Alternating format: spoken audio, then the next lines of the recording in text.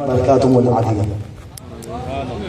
الحمد لله رب العالمين والصلاة والسلام على أشرف الأنبياء والمرسلين. قال الله تعالى وتبارك في القرآن المجيد والفرقان الحميد. بسم الله الرحمن الرحيم. والضحى والليل إذا سجى ما ودعك ربك وما قلى وللآخرة خير لك من الأولى. صدق الله مولانا العظيم وصدق رسوله النبي الرؤوف الرحيم. اللهم نور قلوبنا بالقرآن وزين أخلاقنا بالقرآن اللهم آمين. وادخلنا الجنة بالقرآن ونجنا من النار بالقرآن. اللهم آمين. قال الله تعالى وتبارك في شأن حبيبه مخبرا وآمرا إن الله وملائكته يصلون على النبي صلى الله عليه يا أيها الذين آمنوا صلوا عليه وسلموا تسليما. اللهم صل على سيدنا ومولانا محمد ماهر الجود والكرم وعليه وبارك وسلم صلاة والسلام عليك يا أصحابك يا نبي الرحمة. صلی اللہ علیہ وسلم. تمام حمد و ثنا تعریف و توصیف اللہ جل مجدہ الکریم کی ذات بابرکات کے لیے جو خالق کائنات بھی ہے اور مالک شاشیات بھی. اللہ جل وعلا کی حمد و ثنا کے بعد رسول رحمت شفیع معظم نبی محتشم اللہ کے پیارے امت کے سہارے رب کے محبوب دانائے غیوب مالک رقاب امم فخر ارض و عجم والی کون و مقام سیاہ لا مقام اللہ سبحان اللہ. سید انس و جاں سرور لالا رخاں نیر تاباں سرنشین مہوشاں ماہ خوباں شہنشاہ حسینہ تتمہ دوران سرخیل زہرہ جمانا جلوہ صبح ازل نور ذات لم یزل باعث تکوین عالم فخر آدم و بنی آدم سبحان اللہ. نیر بدہا رازدار ما اوحا شاہد ما طغا صاحب علم نشرہ سبحان اللہ. معصوم آمنہ احمد مجتبہ حضرت محمد مصطفیٰ صلی اللہ علیہ وسلم. صلی اللہ علیہ وآلہ وسلم کے حضور ناز میں اپنی عقیدتوں ارادتوں اور محبتوں کا خراج پیش کرنے کے بعد عالی مرتبت محتشم سامعین السلام علیکم ورحمۃ اللہ وبرکاتہ. وعلیکم السلام ورحمۃ اللہ وبرکاتہ. الہلال سوسائٹی کی جانب سے منعقدہ اس تقریب میلاد میں مجھے اور آپ کو حاضر ہونے کا شرف نصیب ہوا. ان کا مسلسل اور پہم اثرات تھا اور میں حاضر ہوا اور مجھے جس عنوان سے کچھ کہنے کے لیے کہا گیا ہے تھوڑے وقت میں کچھ باتیں آپ تک پہنچانے کے بعد اجازت چاہ لوں گا. اللہ تعالیٰ میری زبان پر کلمۃ الحق جاری فرمائے. آمین یا رب العالمین. میں معروف طرز کا خطیب نہیں ہوں لیکن یہ ایک اچھا رجحان ہوا کہ میرے جیسے شخص کی سادہ سادہ باتیں بھی سننے کے لیے لوگ جمع ہو جاتے ہیں. اس پر اللہ کا جتنا بھی شکر ادا کروں کم ہے. اور آج مجھے جو عنوان دیا گیا ہے وہ ہے حسن و جمال مصطفیٰ.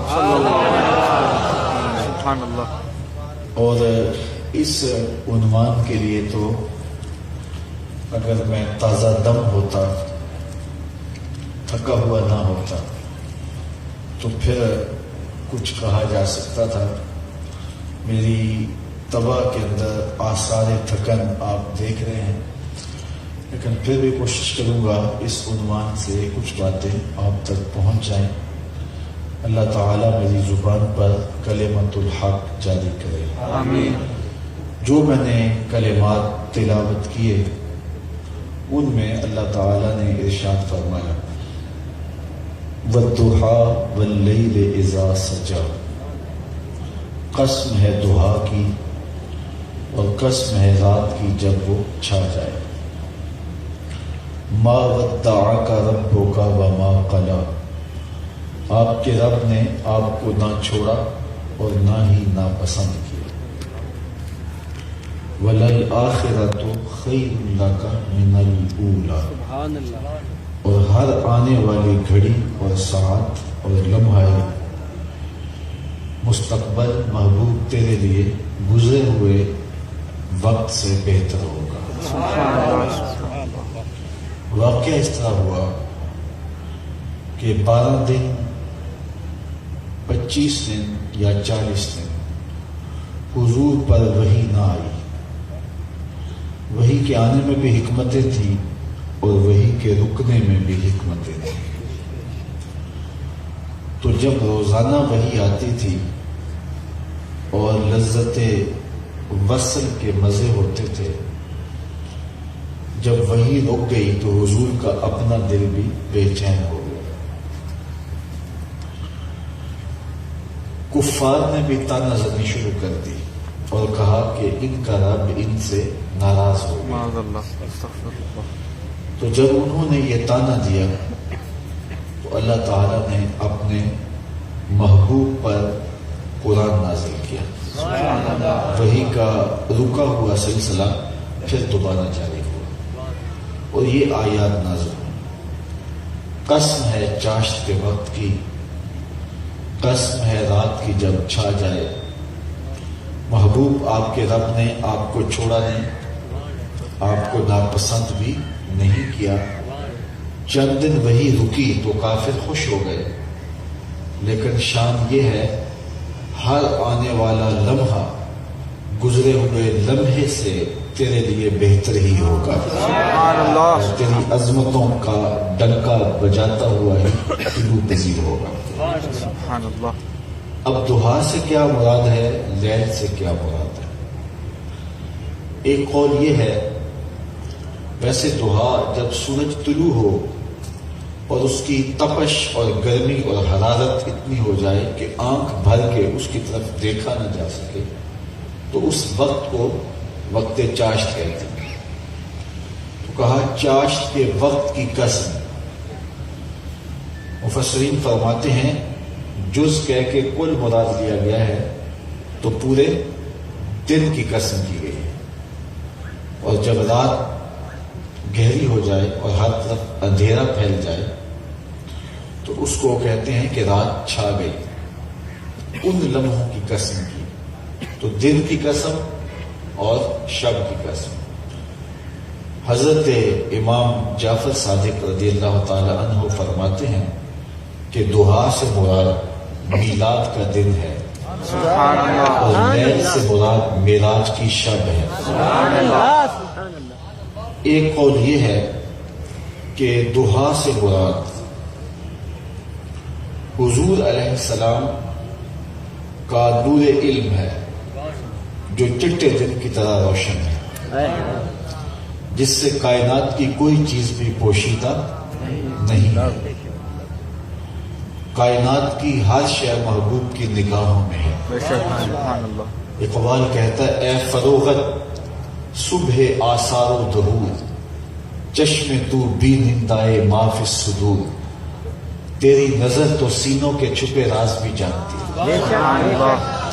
کوئی شے محبوب کی نگاہوں سے پوشیدہ. مجلس حضور کی لگی ہے، ہجوم عاشقاں ہے.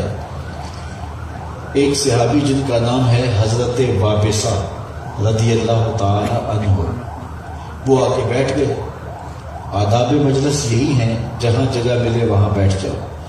لوگوں کی گردنیں پھلانگ کے آگے آنے سے روکا گیا، لیکن کسی حکمت کے تحت صدر مجلس کسی کو آگے بلانا چاہے تو یہ ایک امر آخر ہے، اور جہاں حضور ہوں گے وہاں صدر مجلس کوئی اور تو نہیں ہو سکتا ہے۔ تو حضرت وابسہ پیچھے بیٹھ گئے تو فرمایا ادنو یا وابسہ، وابسہ دور بیٹھے ہو نیڑے آ جاؤ۔ وہ اٹھے تو قریب آ گئے، تو حضور نے فرمایا اور قریب آ جاؤ، وہ اٹھے تو اور قریب آ گئے، سبحان اللہ۔ پھر فرمایا وابسہ اب بھی دور ہو اور قریب آ جاؤ۔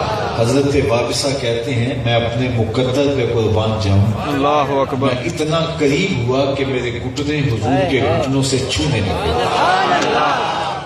جب اتنا قریب ہو گیا تو حضور نے مجھے پوچھا وابسہ کوئی سوال پوچھنے آئے ہو؟ میں نے عرض کی جی حضور میں سوال پوچھنے آیا ہوں۔ کہا وابسہ جو پوچھنے آئے ہو پوچھو گے یا میں بتاؤں کیا پوچھنے آئے ہو؟ سبحان اللہ، سبحان اللہ۔ عرض کی حضور اگر آپ بتا دیں پھر تو کمال ہو جائے۔ اللہ اکبر۔ فرمایا تم خیر اور شر کے بارے پوچھنے آئے ہو، اچھائی کیا ہوتی ہے، برائی کیا ہوتی ہے، یہ تمہارا سوال ہے؟ جی حضور یہی میرا سوال تھا۔ کہا اس کا جواب مجھ سے لینا ہے یا اپنے آپ سے لینا ہے؟ عرض کی جواب آتا ہوتا تو سوال ہی کیوں بنتا؟ فَضَرَبَ عَلَى صَدْرِهِ فَقَالَ اِسْتَفْتِ مِنْ قَلْبِكَ، حضور نے ان 3 انگلیوں کو جوڑا اور حضرت وابسہ کے دل والی جگہ پہ مارا اور فرمایا وابسہ یہ اندر ہی مفتی بیٹھا اسے ہی پوچھ لے، یہی بتا دے گا خیر کیا ہے اور شر کیا ہے۔ سبحان اللہ، سبحان اللہ۔ تو کہا دہا سے مراد حضور کا نور علم ہے جس سے کائنات کی کوئی شے پوشیدہ نہیں ہے۔ آج تو لوگوں نے دیواریں کھڑی کر دی نا کہ نبی دیوار کے پیچھے نہیں دیکھ سکتا۔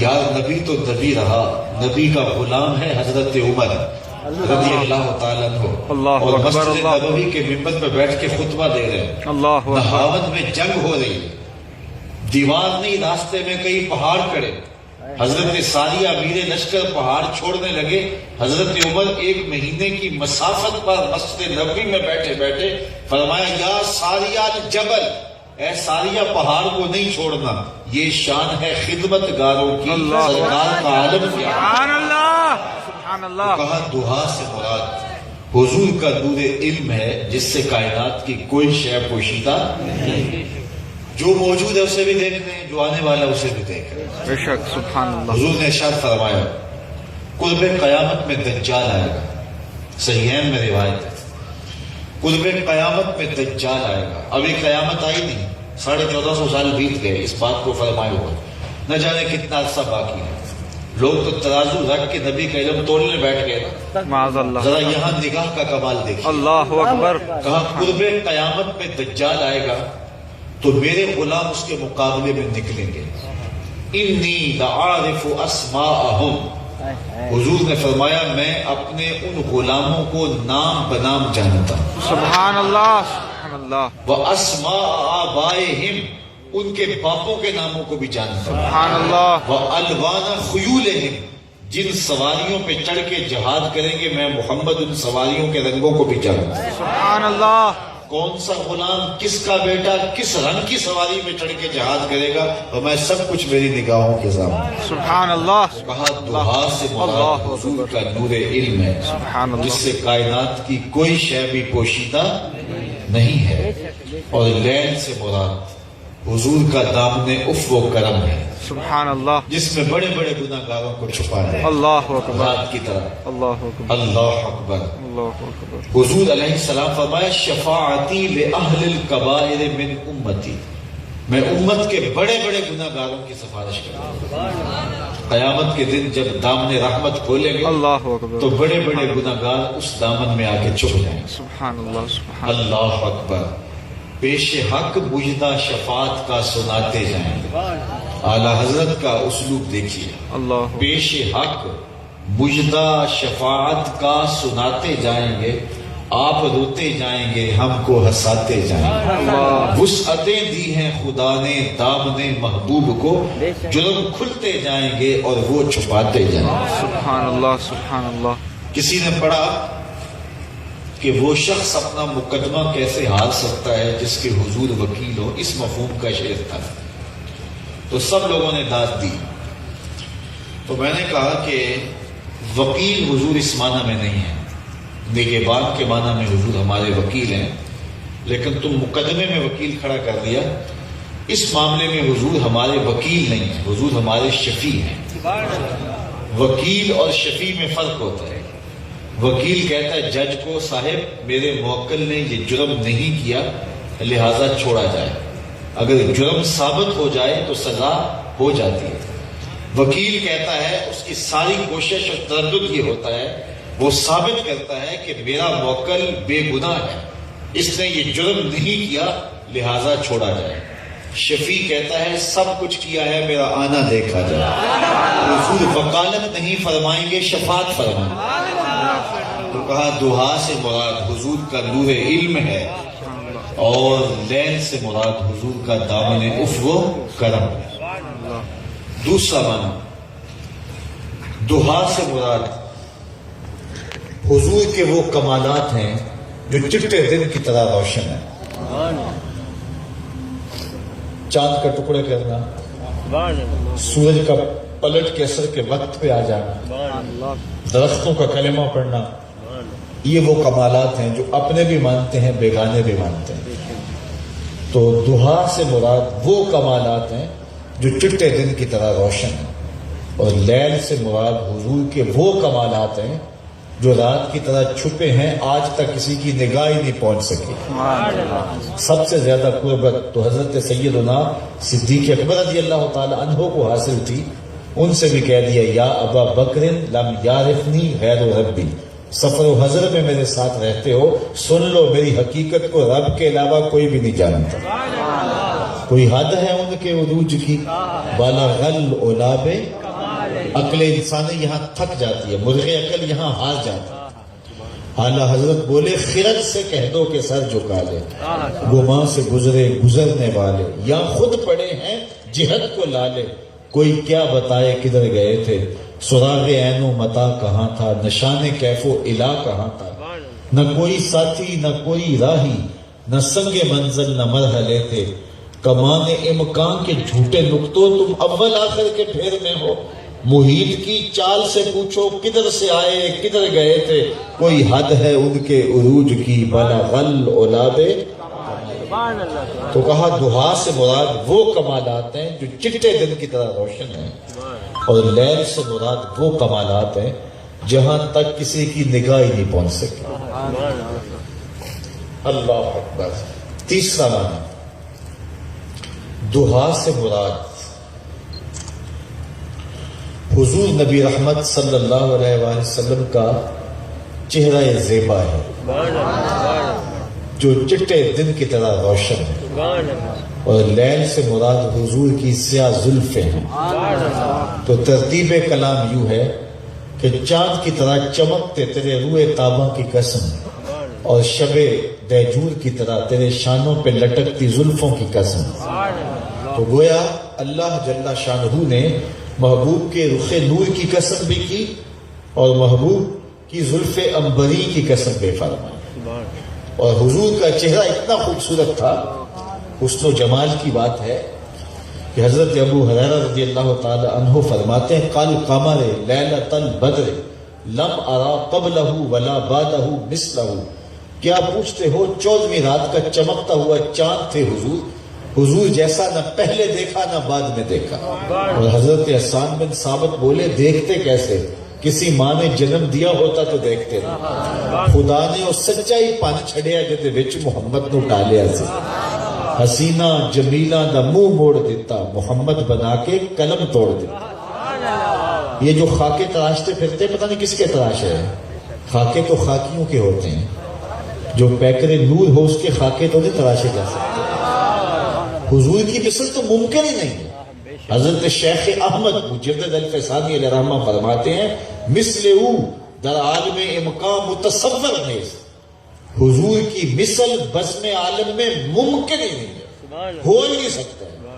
نہ حضور کی مثل خواب میں کوئی آ سکے، یا ایک اور جملہ کہتا ہوں، حضور علیہ السلام کا ثانی تو بڑی دور کی بات ہے، میرے حضور کا تو سایہ بھی نہیں تھا۔ اور حضرت شیخ کہتے ہیں سایہ شے از شے لطیف ترست، کسی شے کا سایہ اس شے سے زیادہ لطیف ہوتا ہے، اور آن جناب سے زیادہ لطیف کائنات میں کوئی شے ہی نہیں تھی۔ وہ سایہ چے مانا دارت، لہذا سایہ مانا کیا رکھتا ہے؟ جو اتنے لطیف ہیں کہ سایہ نہیں، ان کا ثانی کیسے ہے؟ یا کوئی کیسے تراشے محبوب جیسا تو دوسرا رب نے نہیں تراشا، ممکن ہی نہیں ہے۔ مثل او در عالم مقام متصور میں یہ آج ہی خاکے نہیں تراشے گئے جب سینوں سے حب رسول کی دولت لازوال کو نکالنے کے لیے پلاننگ کی گئی، اور اس وقت برطانیہ کی نو آبادیاتی وزارت کے جاسوسوں نے اس پہ محنت کی اور جبہ دستار کے حامل لوگ خریدے گئے، اس وقت بھی یہ بات کہی گئی کہ خدا تو اتنی شان کا مالک اگر چاہے تو آنے واحد میں کروڑوں محمد بنا ڈالے۔ تو سب سے پہلے جس نے پوری قوت کے ساتھ جواب دیا اس شخص کا نام علامہ فضل حق خیر آبادی ہے۔ انہوں نے امتناع النظیر کے نام سے کتاب الزمانے میں لکھی، اور انہوں نے یہ ثابت کیا کروڑوں کیا دوسرا محمد ممکن نہیں ہے، اور اس کی تائید اقبال نے کی۔ رخ مصطفیٰ ہے وہ آئینہ کہ اب اس کا دوسرا آئینہ، نہ کسی کی بزم خیال میں نہ دکان آئینہ ساز، ممکن ہی نہیں۔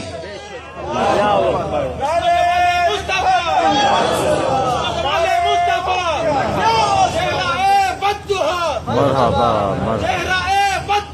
مرحبا مرحبا مرحبا مرحبا مستاخان رسول سے بیزار ہے بیزار ہے مستاخان رسول سے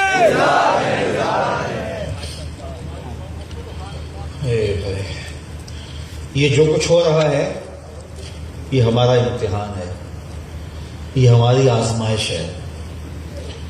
بھلا یہ دن بھی ہم نے دیکھنے تھے کہ ہمارے آقا کی توہین ہو رہی ہے، اور 1 ارب 50 کروڑ مسلمان بے بس ہوں، 56-57 اسلامی ملکوں کے آیان اقتدار غیرت کی چادر پھاڑ چکے ہیں۔ بطور تحریک یہ پہلی مرتبہ ہوا ہے۔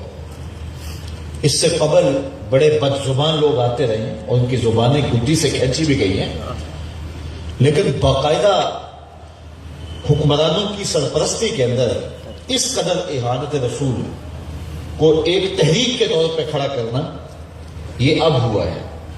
30 ستمبر 2005 سے یہ تقریباً 10واں سال شروع ہے، ہم اس اذیت سے گزر رہے ہیں، اور یہ ہمارے سینے حضور علیہ السلام کی محبت سے خالی کرنے کے لیے ایک عالمگیر سازش ہے۔